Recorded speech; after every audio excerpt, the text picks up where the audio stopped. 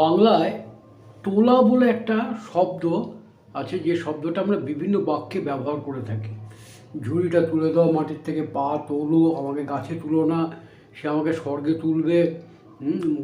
মনের মধ্যে ঘটনাটা তোলপাড় করছে, এরকম তোলা দিয়ে আমরা অনেক বাক্যই ব্যবহার করে থেকে থাকি। এই তোলা বিভিন্ন বাক্যে ব্যবহার করার সময় কীরকমভাবে আমরা ব্যবহার করি সেইটা এসো এই ভিডিওতে দেখে নিই। প্রথমে দেখো, আমি এখানে 4-5টা সেন্টেন্স লিখেছি। এই সেন্টেন্সগুলো শুধু তোলা কোন বাক্যের ক্ষেত্রে কি ইংরেজি থাকবে সেটুকু যদি আমাদের জানা থাকে, তাহলেই বাক্যগুলো বলতে আমাদের কোনো অসুবিধা হওয়ার কথা নয়। বাকি কনস্ট্রাকশান একেবারে একই নিয়মে কনস্ট্রাকশানগুলো হয়। যেমন দেখো, ঝুড়ি তোলা, ব্যাগ তোলা, কোনো বোঝা তোলা, এগুলো ইংরেজি হয় লিফট, LIFT, লিফট। তাহলে আমার মাথায় ঝুড়িটা তুলে দাও না, এখানে একটা জিনিস আছে, তুলে দাও না বলছি, তার মানে আমরা রিকোয়েস্ট করছি। আর এখানে তুলে দাও না মানে তুলতে আমাকে সাহায্য করো। একটা ভারী জিনিস তুলতে পারছি না, মাথায় তুলে দেওয়ার জন্য আমরা দেখি যে ভাই আমার ঝুড়িটা একটু তুলে দাও, তো সে ধরে সাহায্য করে তুলে দেয়। সেই জন্য সেখানে আমরা যে কথাটা দেখো, এখানে সাহায্য কথাটা আমরা বলি না, তুলে দাও না বলেই বুঝতে পারি তাকে হেল্প করার কথা বলা হচ্ছে। সেই জন্য আমরা এই বাক্য বলতে গিয়ে আমরা বলি প্লিজ, এই রিকোয়েস্ট করছি সেই জন্য বলি প্লিজ help me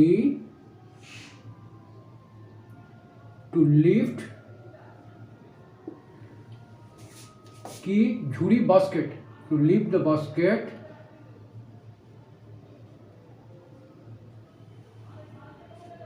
আমার মাথার উপরে। বাস্কেট বাস্কেট বাস্কেট বাস্কেট বানানটা BUS না BAS, আমার তো কনফিউশন হয়ে যাচ্ছে, এটা ইউ না এ, এটা বোধহয় এ হবে, বাস্কেট এ হবে বোধ হয়, নাকি আমার মনে পড়ছে না ঠিক, এটা একটু দেখে নিও, ভুল হচ্ছে বোধহয় বানানটা। Basket on to my head. দেখো, অন টু বললাম কেন, অন মানেই তো মাথার উপরে, তো অন টু কেন বলা হলো? এক জায়গা থেকে যদি কোনো কিছুর ওপরে এনে রাখা হয় সেরকম ক্ষেত্রে আমরা অন টু ব্যবহার করি। এক জায়গা থেকে আরেক জায়গায় আরেকটা কিছুর ওপরে এনে রাখার জন্য অন টু কথাটা আমরা ব্যবহার করি। তাহলে please help me two lift the basket on to my head. এখানে দেখো, এই যে টু লিফট বলেছি আমরা, এই টু লিফটের জায়গায় কিন্তু আরেকটা কথা আমরা ব্যবহার করতে পারি। টু লিফট এটা হচ্ছে তোমার ইনফিনিটিভ ভার্ব। এখানে এরকমভাবে করা যায়, please help me lifting the basket. এখানে বলা যেতে পারে lifting the basket on to my head. বোঝা গেল? তারপরেটা দেখো, চেয়ার থেকে ব্যাগটা তোলো। একটা টুলের ওপরে বা চেয়ারের উপর ব্যাগ রেখেছি, আমি এখানে বলবো এই ব্যাগটা চেয়ার থেকে তোলো তো।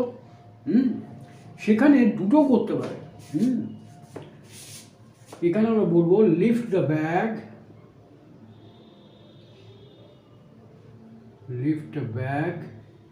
From the chair.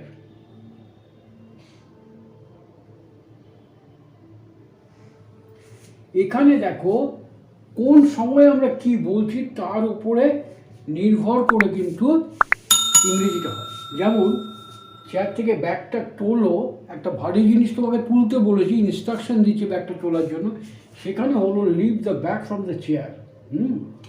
আর যদি চেয়ার থেকে ব্যাগটা তোলো বলে যদি আমি বোঝাতে চাই যে চেয়ারের ওপর থেকে ব্যাগটা সরিয়ে নিয়ে যাও, সেরকম যদি বোঝাতে চাই, সেক্ষেত্রে আমরা এরকমই বলি, চেয়ার থেকে ব্যাগটা তোলো, আমি বসবো।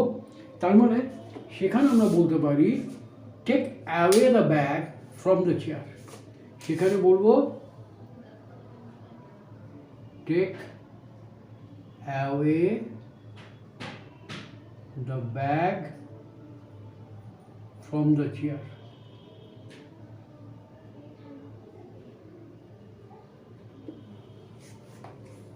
ঠিক আছে? Take away the bag from the chair. এবার দেখো বোর্ডের ওপর থেকে পা তোল, তার মানে ধরো এক জায়গায় বোর্ড পেতে কোনো কাজ করছে, আমি গিয়ে দাঁড়িয়েছি, খেয়াল করে নিয়ে বোর্ডের উপর পা দিয়ে আমি দাঁড়িয়ে পড়েছি, হ্যাঁ, আমার পায়ের তলায় ময়লা বোর্ডে লেগে যেতে পারে বা কিছু হতে পারে, সেক্ষেত্রে বোর্ডের থেকে পা তোলো, বোর্ডের থেকে পা তোলো। সেক্ষেত্রে হবে তোমার সেখানে কিন্তু টেক অ্যাওয়ে এটাও বলতে পারো, কিন্তু বেটার হবে লিফট ইউর লেগ বা ফুট from the chair.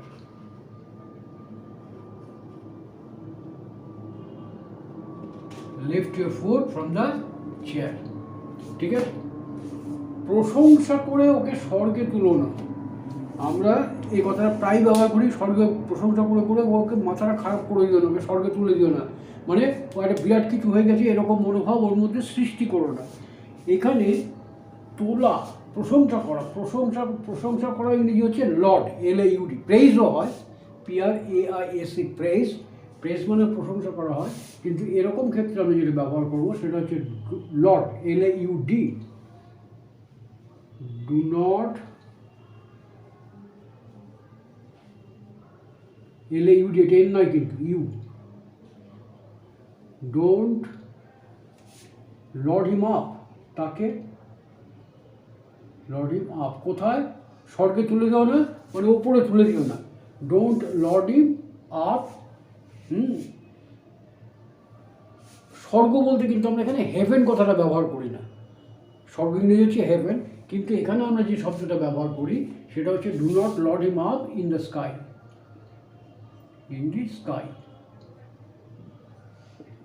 ভুল করেও আমরা হেভেন কথাটা ব্যবহার করবো না, don't Lord me up in the sky. আমাকে গাছে তোলার দরকার নেই, এই গাছে তোলার ব্যাপারটা কি, যেটা চলতি কথায় কম বয়সী ছেলেমেয়েরা বলে থেকে থাকে, বার খাওয়াস না, গাছে তুলিস না, এটা চলতি কথা। আমরা অল্প বয়সী ছেলে মেয়ে যারা, তারা এই কথাটা খুব ব্যবহার করে, বার খাওয়াস না, ওকে বার খাওয়ালাম, তোকে গাছে তুলে দিলাম। অর্থাৎ কাউকে তোমার এমন কিছু বলা হলো যাতে করে সে একটা তোমার কি বলবো, যাতে করে সে এমন একটা উদ্যম নিল, যে উদ্যমটা একটা অত্যুৎসাহী একটা উদ্যম, এটা করেই ফেলবো, করে দেখিয়ে দেবো, এরকম ধরনের ব্যাপার যেটা, সেইটা।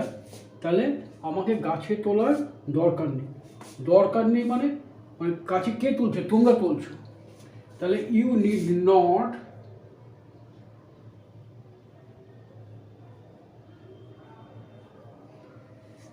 দেখো, তোলার দরকার নেই মানে আমাকে এমন কিছু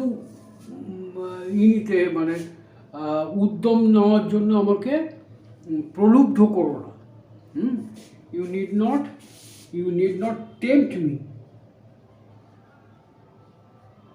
TMPT, tempt me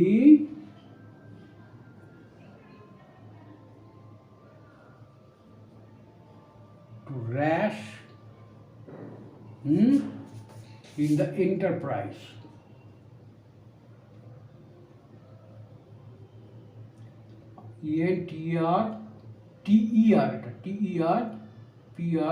TERPRISC, ব্যাপারটা কি হলো? র্যাশ কথাটার অর্থ হচ্ছে তোমার হঠকারী উদ্যম। এই যে র্যাশ, এর মানেটা হচ্ছে হঠকারী উদ্যোগ। হঠকারী মানে কি? যেটা করা ঠিক না, যেটা করা বোকামির ব্যাপার, সেটা হচ্ছে হঠকারী। হঠকারী উদ্যোগ। তাহলে র্যাশ, এটা কিন্তু দেখো, র্যাশটা কিন্তু অ্যাডজেক্টিভ। দেখো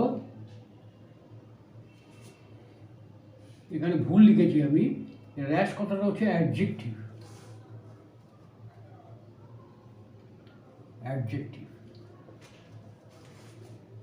দেখো এই যে টু র্যাশ আমি লিখেছি, টু র্যাশ অ্যাডজেক্টিভ আগে তো টু বসে না, তাহলে এখানে হবে টু বি র্যাশ।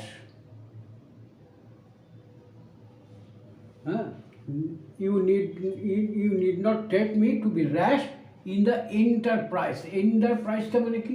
এন্টারপ্রাইজ কথার অর্থ হচ্ছে কোনো একটা উদ্যম বা উদ্যোগ, চেষ্টা, করে ফেলার প্রচেষ্টা এরকম। তাহলে আমাকে গাছে তোলার দরকার নেই, you need not tempt me to rush in the enterprise. এই হবে ইংরেজিটা, বোঝা গেল? আচ্ছা, এখানে দেখো এই যে হঠকারী মানে একটা কাজ আমি করতে যাচ্ছি, তার পরিণাম কি হবে সেটা আমি জানি না। একটা বড় নর্দমা আছে, হ্যাঁ, বন্ধুবান্ধব আমাকে ই করলো, গাছে তুলে দিল, আরে তুই লাফ দিয়ে পার হয়ে যায়, ইয়েটা ওই নালাটা লাফ দিয়ে পার হয়ে যায়, কিন্তু নালাটা এত চওড়া যেটা আমার পক্ষে পার হওয়া সম্ভবপর নয়। লাফ দিয়ে পার হতে গিয়ে আমি পড়ে হাত মুখ ভেঙে ফেলতে পারি, কিন্তু তারা আমাকে এরকমভাবে প্রলুব্ধ করলো বা প্ররোচনা দিল। এই যে আমি সিদ্ধান্ত নিলাম যে ঠিক আছে আমি লাফ দিয়ে পার হয়েছি, দেখিয়ে দিচ্ছি, এটা অপরিণামদর্শী, অর্থাৎ এর পরিণাম কী হতে পারে সেটা আমি জানি না, হঠকারী সিদ্ধান্ত। আর এই যে লাভ দিতে যাচ্ছি এটা হচ্ছে উদ্যোগ বা এন্টারপ্রাইজ, ঠিক আছে? তাহলে you need not tempt me to rush in the enterprise. এইবার দেখো, সারাদিন ধরে ওই দৃশ্য আমার মন তোলপাড় করেছে। অনেক সময় তো হয়, একটা কিছু দেখলাম বা একটা কিছু ঘটনা ঘটলো বা কেউ একটা কিছু বললো, তখন কি সারাদিন ধরে মনের মধ্যে সেটা বারবার ঘুরপাক খেতে থাকে, তোলপাড় করতে থাকে। সেরকম ক্ষেত্রে বলা হয় টু রিভলভ ইন মাইন্ড। তাহলে এই সেন্টেন্সটা যদি আমরা করতে যাই, এখানে সাবজেক্ট কোনটা? ওই দৃশ্য, ওই দৃশ্য। ভার্ব কোনটা? তোলপাড় করেছে, মানে করেছিল, হ্যাঁ, প্রেজেন্ট পাস্ট ইনডেফিনিট টেন্স। তারপরে বাকি পার্টটা হলো সারাদিন ধরে। সারাদিন ধরে আমরা দুরকমভাবে বলতে পারি, থ্রু আউট দ্য ডে বা অল ডে লং, দুরকমভাবে আমরা বলতে পারি। তাহলে এবার আমার দৃশ্যটা একটা অ্যাক্সিডেন্টের দৃশ্য হতে পারে, দুর্ঘটনার দৃশ্য হতে পারে, দুর্ঘটনার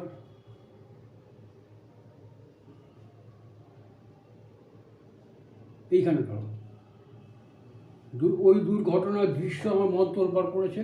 তাহলে আমরা কী বলবো? এই সাবজেক্টটা হলো দুর্ঘটনার দৃশ্য, the scene of that accident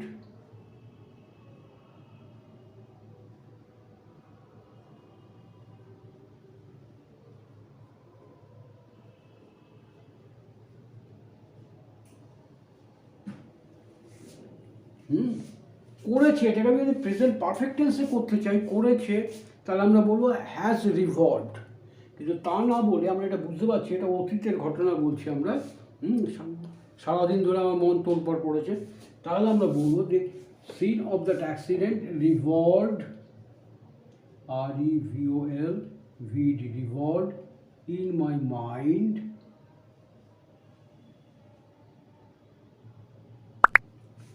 দুরকমভাবে বলতে পারি। একটা বলতে পারি throughout the day,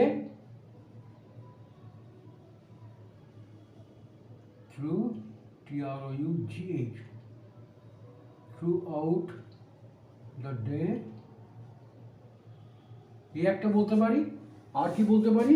the scene of that accident revolved in my mind all day long, all day long, এটাও বলতে পারি, দুটোই বলতে পারি, হয় এটা নয় এটা।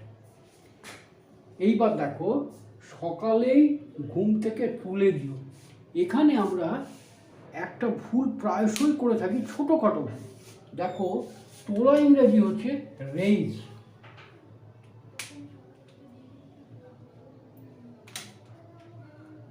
ওঠানো, ওঠানো ইংরেজি হচ্ছে রেইজ, RAIAC, এটা হচ্ছে ওঠানো। কিন্তু সকালে ঘুম থেকে তুলে দিও, তার মানে কি জাগিয়ে দিও।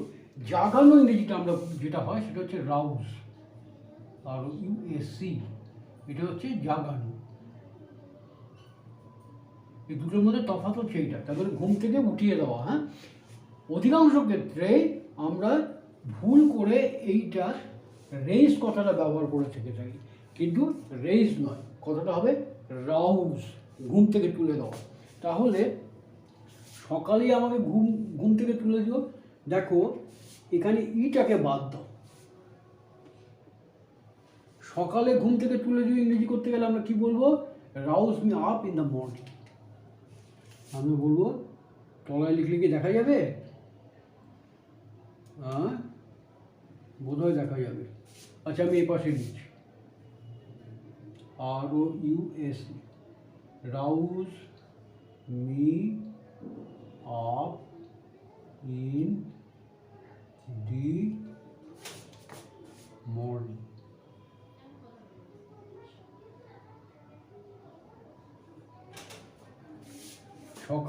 সকালে ঘুম থেকে তুলে দিও, rouse me up in the morning. এখানে তুমি ফ্রম দ্য বেড এ কথাও বলতে পারো, কিন্তু বলার দরকার নেই। Rouse me up from the bed, rouse me up from the bed in the morning. From the bed বলার দরকার নেই, আমরা চলতি কথা এইভাবেই বলবো, rouse me up in the morning. এইবার ইর জন্য কী ব্যবহার করবো?